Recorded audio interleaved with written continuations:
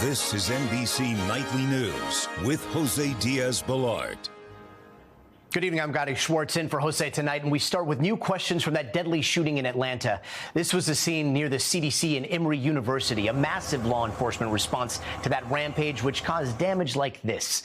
Look at those bullet holes in the CDC's windows, and here at the pharmacy across the street, one officer struck in that attack. DeKalb County Police Officer David Rose, just 33 years old, leaving behind a wife and 2 kids with another on the way.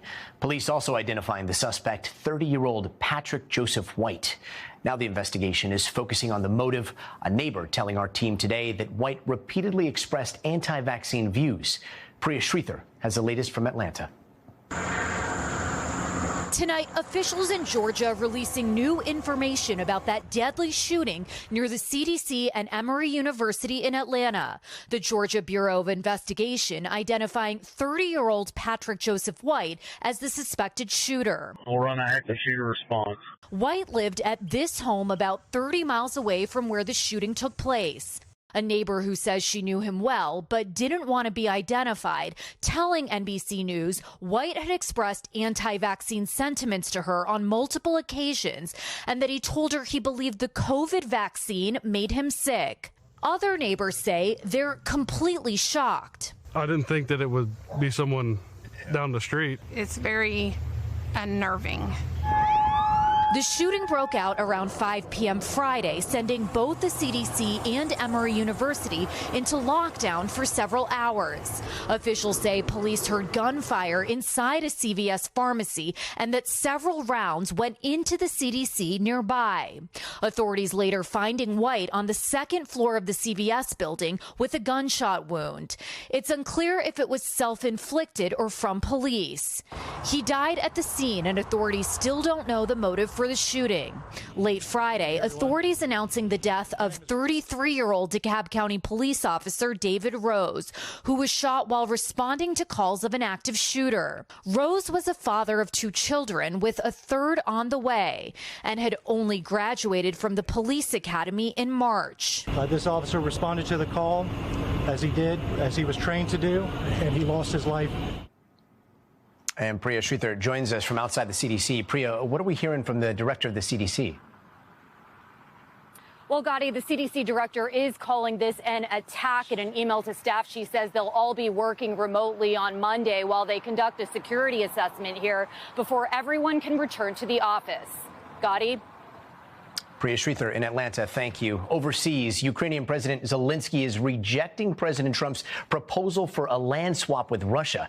This comes just days before a planned meeting between Trump and Russian President Vladimir Putin in Alaska. Von Hilliard reports. President Trump tonight facing headwinds ahead of his planned historic meeting with Russian President Vladimir Putin, announcing the meeting will take place in Alaska next Friday and suggesting that Ukraine may have to cede some of its land as part of a peace agreement. There'll be some swapping of territories to the betterment of both. But we'll be talking about that either later or tomorrow or whatever. But today, Ukrainian President Volodymyr Zelenskyy vehemently rejecting the premise, saying we will not reward Russia for what it has done. Ukrainians will not give their land to the occupier.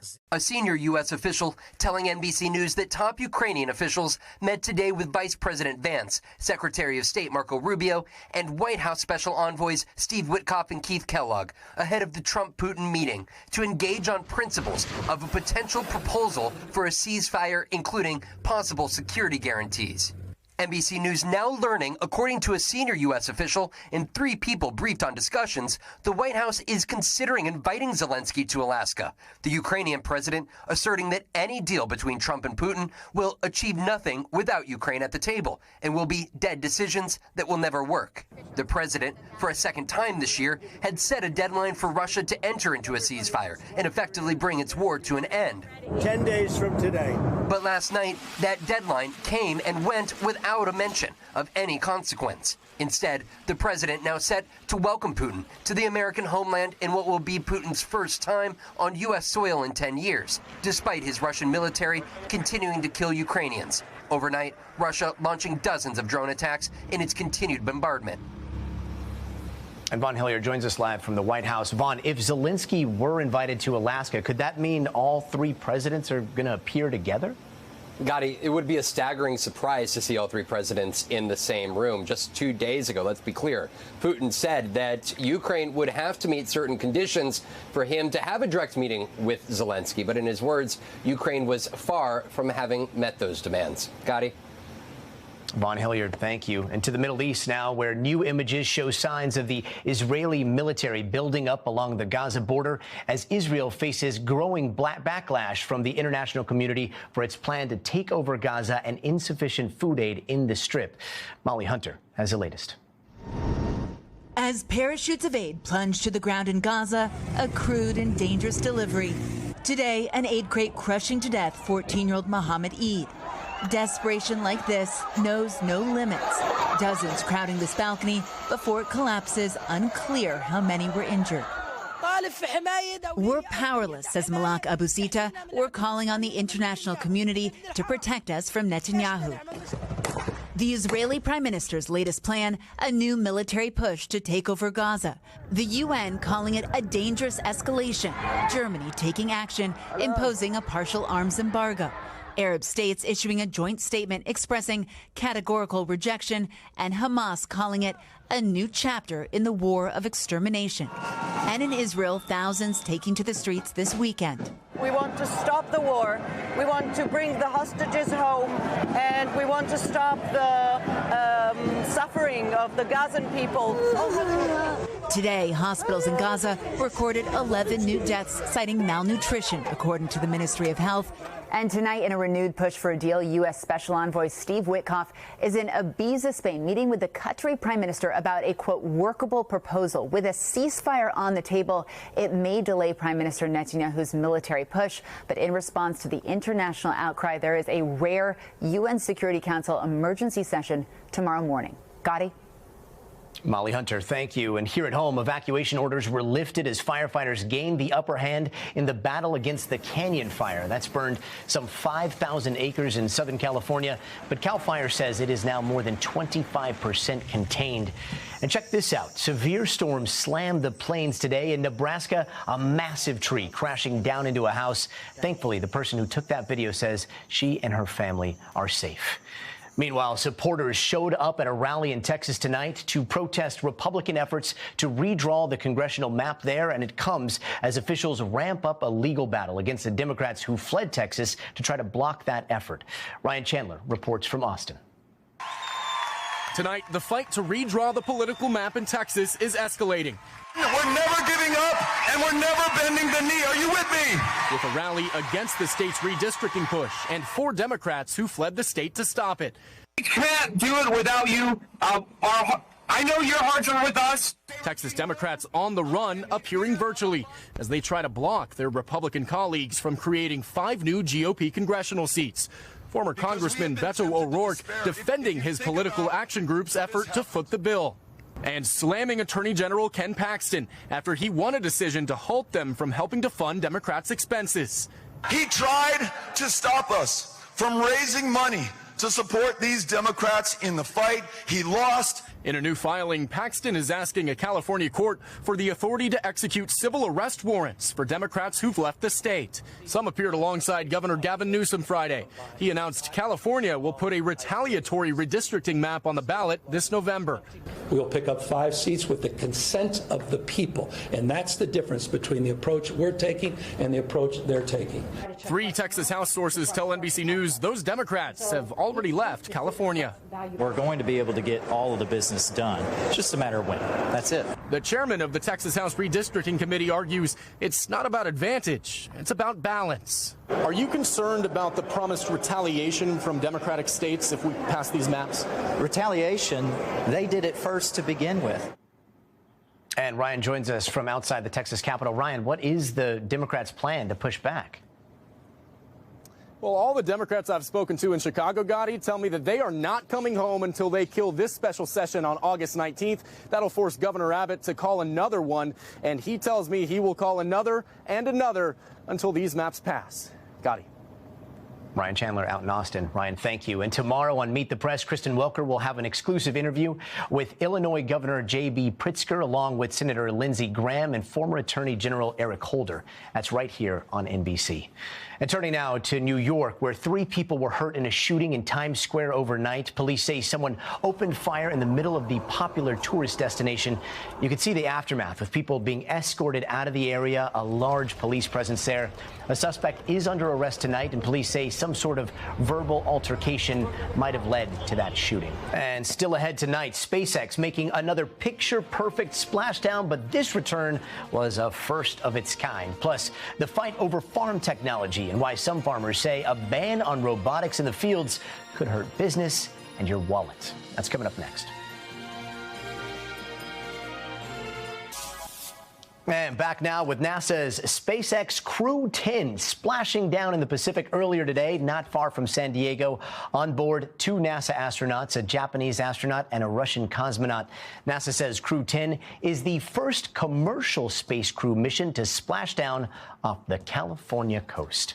Also tonight, as self-driving cars take to the roads across the country, they're also popping up on farms as well. Autonomous tractors are the norms in several states, but here in California, farmers say a ban on them is hurting business, and that could impact the price you pay for food. Bigad Shaban from our NBC Bay Area station has a closer look. Robots are revolutionizing America's farmlands. Self-driving tree shakers collect nuts. Mini machines prep soil. And some robots even fire lasers. Their target? Unwanted weeds. The stuff that's not fun to do, that's going to start to go away. Larry Jacobs runs 6 farms in California with the help of 8 robots that spread fertilizer and flame fields to get rid of insects. Our biggest problem is labor. You can't find enough people to hire. It's challenging to get all the work done because if we don't have people to pick the crops, all our food costs are going to go up, and that's only going to get worse. The federal government predicts more than 88,000 farming positions will go unfilled every year through the next decade. While technology already exists to allow farming equipment to run all on its own, Jacobs still has to use his own staff to man the controls. Because state law in California, in nearly all cases, prohibits the use of autonomous tech in agriculture. Even though driverless cars have been navigating busy roadways in some areas here for years. It doesn't make any sense. It's crazy. When farm equipment is running, California safety regulations say operators must be at the controls, with few exceptions. That law was written nearly 50 years ago, long before autonomous tech.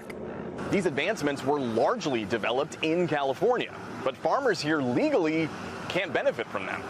Even though the state produces more than 40% of the country's vegetables and nearly 70% of the nation's fruits and nuts. John Deere's self-driving tractors are already being used by farmers in 11 other states. But California regulators concerned about safety have kept the state ban in place. Larry Jacobs says farmers need more helping hands. Technology is happening fast enough. It's helping us resolve these problems now. That is, he says, if California plows ahead with new rules. Bigad Shaban, NBC News, Watsonville, California. And finally, there is good news tonight about someone who got really creative with Casual Fridays to bring joy and comfort where it is needed the most. Here's George Solis. 3. At Golisano Children's Hospital in South Florida, Terry Aldred isn't just a worker, she's a character. That's Luau's coming up. No, really, she is. That's her, dressed as Sully from Monsters, Inc., manning the service desk. Thank you for calling. Answering calls. Hello. And checking in young patients ahead of surgery. For a lot of people, they think of Casual Friday, and that might just mean jeans and a t-shirt. This is next level. Next level. Cherry on top. Yep. It's not Halloween. This is what Terry does and has been doing every Friday for the past 8 years when the hospital started a short-lived dress-up program. But Terry never stopped. And now she has a new character every week for a cause as big as her well-organized and massive wardrobe. How important is that smile to you when you see it? Oh, it's awesome. It makes my day. We saw it during each welcome, sticker exchange, high five, even in the middle of our interview. By all means. Come on in, Parker. How are you? And it's not just for the kids. Parents love it too. It means the world to us. Anything that makes her happy makes us happy. That joy, thanks in part to about 300 costumes Terry bought or made herself, some of them based on characters, others on places, on things, and the occasional sweet treat. I mean, I have been a cotton candy where by the end of the day I had no cotton on my candy. Here at the hospital, Terry is clearly in a league of her own, but that hasn't stopped coworkers from crashing the party, including 16-year-old Hardy, who often matches Terry's outfits. Over the years, Terry has collected more than just costumes. She's made countless friends, stories, and new memories of days made better and a lot of frowns turned upside down, all thanks to a character who cares. Again, okay. Because you make a difference. That's the special part about this. We do make a difference. All of us do. George Solis, NBC News, Fort Myers, Florida. Good job. Terry making things less scary. That's NBC Nightly News for this Saturday. Hallie Jackson will be here tomorrow night. I'm Gotti Schwartz. From all of us here at NBC News, thanks for watching and have a great night. One more?